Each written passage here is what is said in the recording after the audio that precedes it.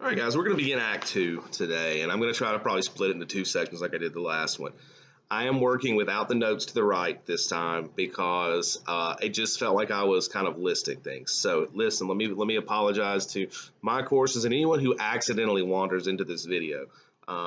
Which isn't happening a lot, thank God, and I don't think it will. It's not like this is like a huge YouTube channel, so hopefully it'll stay just to my students. But I'm going to kind of read this as we go through it. I'm not going to read it to you. I'm going to kind of graze through it. I've got some highlights. I'm going to try to hit the points of things that I've noted in the past. Now, again, it's up to you to kind of read along. I initially tried to put the text you're using on the screen so I could read through it at that point and you would know what pages we're on. And I'm just going to tell you right now that it's very difficult to do because I don't have notes on it. And there's no way for me to annotate that section. So I need to use my book and go through it. So my advice to you is if you haven't read the section yet, go back and read it first. Okay, Act 2 in my book is all of about 40 pages. All right, but it's 40 play pages. Remember, that means that it's really probably closer to about 15 to 20 actual pages. Read through it at least so that you kind of have an idea of what's happening. You're still going to be confused probably, and that's okay. That's when we come back and we watch the video and you go, okay, that's what that section is. All right. There's also, gosh, I'm struggling, guys. Sorry. You also can put my video on one side of the screen and put your text up there and try to kind of keep up with me. Okay. So again, I apologize. This is not the best platform for this book. It really isn't, but I love this book and I wanted to give you guys something that I thought was enjoyable on the way out the door. Some of you may disagree, and that's totally fine, okay? All right, so we start off here with where we left off in Act 1. Act 1 we left off and Hamlet came on stage, and Act 2 is going to be with Hamlet on stage. It's a part of Hamlet where he's greeting Rosencrantz and Guildenstern, and he's kind of being polite to them at this point. Now, at one point, we still have that identity confusion right away when Hamlet says he leans over to Rosencrantz and he says, "Mark you, Guildenstern, and you too." And he looks at Guildenstern and says, "And you too," and he's kind of confused because he realizes, wait, which one's which? At each ear a hearer. And then he starts mocking Polonius, and that's part of the actual play. So again, we see confusion. Now, in the actual play, we didn't have that happen. But so by having Stoppard include that in here, he obviously wants us to see it. He obviously wants us to catch on that these two characters, again, are being confused as to who they are. And they shouldn't be, because as we know, because we've been reading it, they're not the same person. They're not interchangeable. Guildenstern is very different than Rosencrantz. But again, I want you to think about how that works in the real world. I mean, how often do we stereotype characters, stereotype people, all right? Every time, I love hearing the stories about how every single person on welfare is cheating the system. Because you know this one guy who was begging one day out on the corner and you saw him get into a Mercedes and leave, which I've told this story before. First of all, no, you didn't. Okay? And whoever told you that story didn't. And if the person did get into a Mercedes and leave, it wasn't because it was theirs. Okay? Several of you have, your families are fairly wealthy. Do y'all go down and beg just because it's a good way to make money? No. All right? But we've developed this stereotype of a person, and anyone who fits into that, we automatically assume they're interchangeable. My mother is terrible about this. I love my mother, but she is a product of, the way people used to think, and she will not adapt to the times. She's convinced every young kid in her neighborhood is selling drugs. If they have a house, they live in her neighborhood, they obviously are selling drugs, and especially if they're a minority. My poor mother is convinced that they obviously are up to no good because there were a lot of people over at their house at 9:30 the night before, and it's on a school night. Well, a couple of things. First of all, these young people that she sees aren't school age. They're in their 20s, and a lot of people can make good money in their 20s if they're in the right career, and it doesn't matter what color they are. That we don't live in that world. So, what's happening here is Rosencrantz and Guildenstern have been stereotyped as these characters that these people that just don't matter.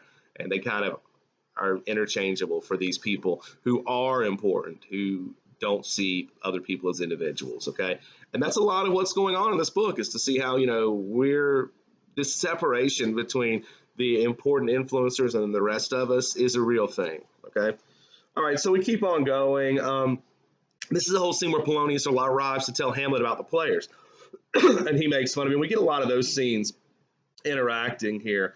Now, at the bottom of my page here, after we have the very short interchange of yes, what? I thought you know, where they're just like interrupting each other. Rosencrantz says he murdered us. And he's talking about Hamlet. And of course, the humor here is that Hamlet didn't murder them. He doesn't mean literally, but literally he will down the road. And again, that's what it pays to have read Hamlet. Okay, so what he's talking about here is about the question game. They were trying to play it with Hamlet. Kind of, they didn't let him know that, but they were trying to answer with questions, and they were pointing out that Hamlet beat them silly with it. And Rosencrantz again points out he murdered us. It's even put in italics this second time. Now I'm not sure if it is in the PDF, but in this it is, and that is one of those things that really points to the author Tom Stoppard wants us to see that. Now the whole purpose of this question thing for them was they were trying to diagnose Hamlet. What's wrong with him? Rosencrantz says half of what he said meant something else, and the other half didn't mean anything at all. And he's pointing out, and this is what the second act really kind of hovers around our abuse of the language. How so often we say things that don't have any value. And I want you to think about that.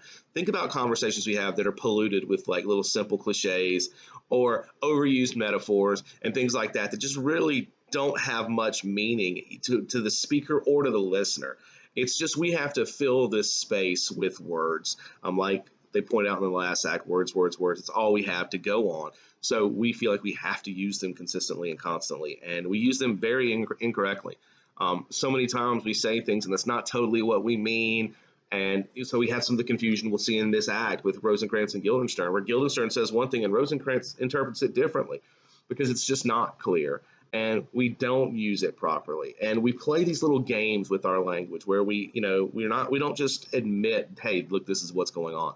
We do things like what they just did, where they were playing this question game with Hamlet, trying to figure out what's wrong with him instead of flat out coming out and saying, look, your mom and dad called us here to ask what's wrong with you, to try to figure it out. For some reason, they're very concerned about your behavior. So let's sit down and talk, see what's going on. We're on your side. We obviously aren't going to tell them anything you don't want us to, but let's figure out how to work this situation, which is what they wanted. Hey, if they do that in the play, they probably don't end up dead. And that's probably one of the things that inspired Stoppard to write this, was the situation with Rosencrantz and Guildenstern in the play Hamlet is very, very tragic because these two guys are put to death because of a misunderstanding, a complete one that easily could have been fixed if anybody just took a little bit of time to actually try to fix it, okay? All right, so moving on. We see kind of an overlooked scene the first few times I taught this, but I like to talk about it now. Guildenstern is on stage and he says, and it's kind of a big passage over here. I really should, let me pull up y'all's text too. It's going to take me just 2 seconds to find it again. And let's figure out where you guys left off yesterday. Well, at the end of Act 1. Maybe I can kind of follow along and give you some hints as to where we are. I don't want you to be completely lost, and I realize a lot of this is rambling. It's because I'm trying to avoid reading, especially reading a play over a video. Man, that's ridiculous. I mean, it sounds bad enough when we do it in class. I think I may have actually even passed Act 2 at this point. Yeah, Act 2, here we go. So the Guildenstern passage I'm about to look at, and I definitely want to point out the larger ones, is on page 27, all right? Rosencrantz says that it's morning. They're talking about the location of the sun. So Guildenstern says, it is, and the sun is over there. For instance, that would be northerly. And and the way I've seen this in plays is he's pointing around like he kind of knows, but he's still confused. On the other hand, if that's not morning and the sun is over there, that would still be northerly. To put it another way, if we came from down there and it's morning, the sun would be up there. And if it's actually over there and it's still morning, we must have come from up there. And if that's southerly and the sun is really over there, then it's the afternoon. However, if none of this is the case, so people read this and are like, wow, that's so rambly and doesn't make sense. It's meant to be. We are trying to get a view here, that Guildenstern's confused about where he even is, his location. He doesn't even know that. And he has no guidance. He doesn't know what he's supposed to do next. And remember, this is literal for them in the play. Rosencrantz and Guildenstern, they've been called to Elsinore, and they've been given a task, but they don't know how to go about doing it, or if they even can, and they don't know what they're supposed to do next. They're like, okay, we just talked to Hamlet. We don't know. What do we do now? And Stoppard is pointing to that this is life for most of us. Most of us are given these tasks and asked to do these things, and we're never really given any guidance on how. And it feels like that's it in life. You feel like, okay, so God wants me to be a doctor. Okay, so how am I going to pull that off? What are the steps I'm going to take? How am I going to do this? How am I going to pay for it? Just all this lack of guidance. Think about the situation we find ourselves in now, and of course this will date the video, but during this coronavirus lockdown, it's like, you can't go to work. So many people aren't being paid, so they can't pay their bills, and it's like, okay, well, good luck, and you're turned loose, having no idea what to do. Most of the people who are in that situation, especially if you're younger, don't even know what steps to take. Do I call my landlord and say, look, I can't, I've been furloughed. I won't be able to get paid until we get back to work. What are my steps? What do you do about the power bill? Things like that. Well, I saw on the news they're not going to turn it off. Okay, but do you still call and touch base with these people? I mean, what do you do? And there's no playbook for it. You can Google it all you want. You're going to get so many different answers. So the fact that Guildenstern can't even figure out where the sun is or what time of day it is kind of telling that, obviously that's a little bit absurd. That's the term, absurdist. But it still kind of shows that in life, we find ourselves in absurd positions constantly. We just don't recognize it as such. The absurdity of the situation we find ourselves in now, being around other people could potentially cause a life-threatening illness. So we all stay home. Yet we're unable to pay our bills, which can end up with us having no jobs, because some of us aren't being furloughed. Some people are being fired. Turns into jobs that may never be rehired. Hey, if I own a business and I realize that I don't need half the people there, I'm not going to rehire them. So we have those problems, and the absurdity of the situation being that I'm staying at home to save people's lives, but now I'm putting my own in jeopardy because I may be homeless and starving. And there's no right way. No matter what you see on the news, there's no obviously right way to handle this. I saw yesterday that Tennessee had the worst day for their coronavirus numbers go up the very day they opened back up. Now, lots of other things go into those numbers, obviously, but the fact is that it's not as simple as we think. We'll just open things back up, and if people get sick, they get sick. That works really well until it's you or your child that gets sick. All of this stuff is so difficult, and it really is absurd when we look at it, because there's no good directions. It's not the president's fault. It's not Congress's fault. No one knows what to do. No one's deliberately sabotaging the world. Okay, they're just not.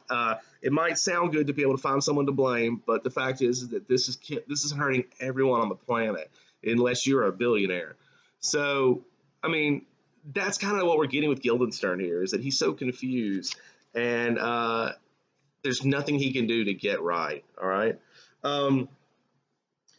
Rosencrantz says, why don't you go and have a look? Rosencrantz is very just to the point practical. He's like, if you don't know which way the sun is, go find it. And Guildenstern says, pragmatism. Is that all you have to offer? You seem to have no conception of where we stand. You won't find the answer written down for you in a bowl of a compass, in the bowl of a compass. He says you won't find your answer that way. Of course, we can take that statement several ways. If you want to know which way north is, you most definitely will find it if you look at the compass. But of course, and this is what Guildenstern is trying to say. He's like, it's not about me knowing which way is north or south.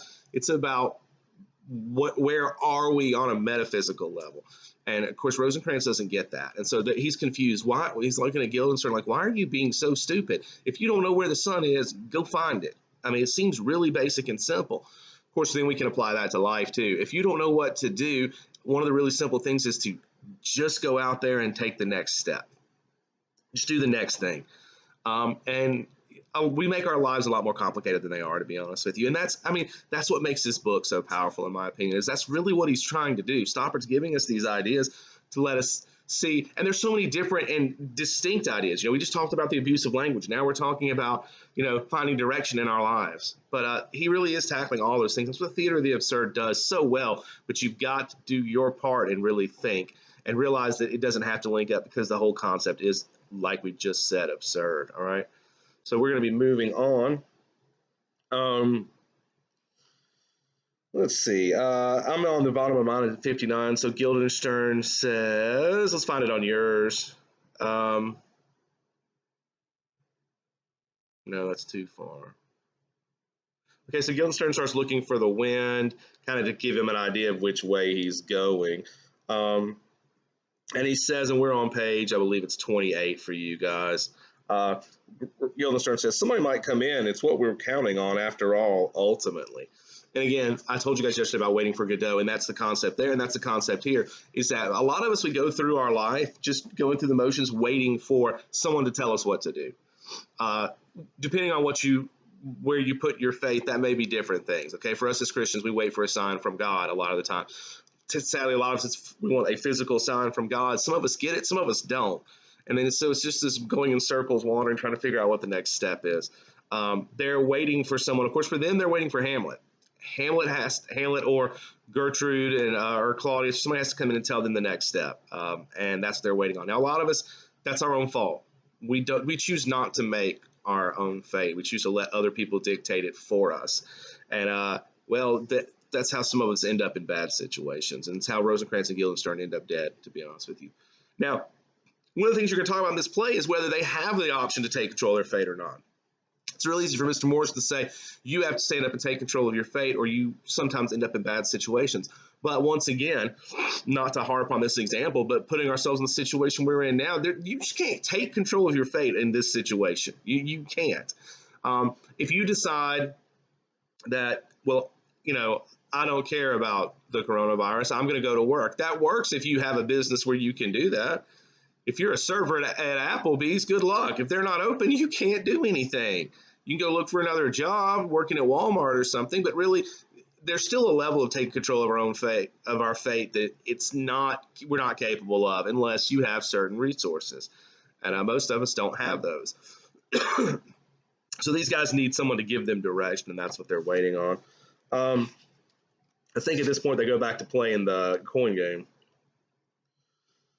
Oh, no. We got to get to this passage first, one of the important ones. For you, it is on page 28. It looks kind of small in yours. In my book, it's kind of big. It's a Guildenstern passage, and this is one of the key passages about them commenting on fate. He says, wheels have been set in motion. They have their own pace to which we are condemned.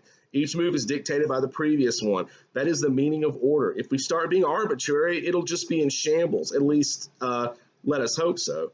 Because if we happen to discover or even suspect that our spontaneity was part of their order, we'd know that we were lost. A Chinaman of the Tang dynasty, and by which definition a philosopher, dreamed he was a butterfly, and from that moment he was never quite sure he was not a butterfly, dreaming he was a Chinese philosopher. Envy him in his twofold security. So this is one of those things about fate. And he says, wheels have been put in motion, and we can't just pretend like the stuff's arbitrary. Everything has to work to a purpose. This is one of the things that when I have a very close friend who's an atheist. When we get together, we have conversations, and he's not a militant, angry atheist. He's a what I would call a rational atheist, in that he's become an atheist. He was a Christian once. He's become an atheist because he's letting his logic dictate the way he feels, and really a lot of things about faith aren't logical. And if you're going to find your faith in logic, you're going to find yourself further and further away from God sometimes, because a lot of stuff about that doesn't make sense.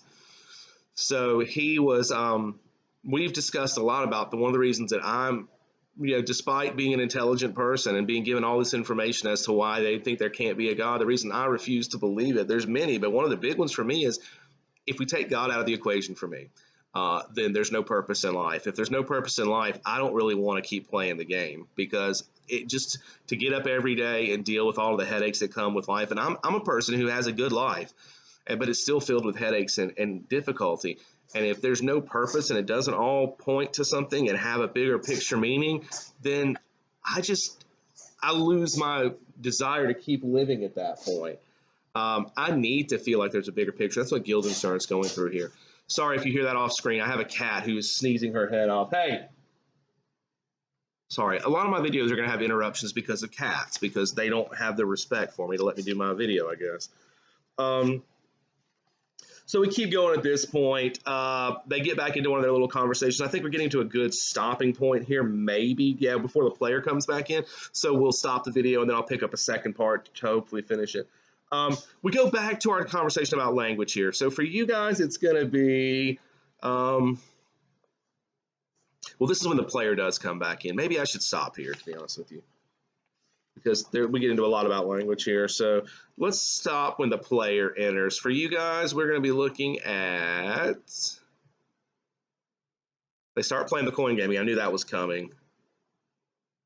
Okay, Polonius and the Tragedian. So page 29 for you guys will be a good stopping point. So to be honest, we've covered all of about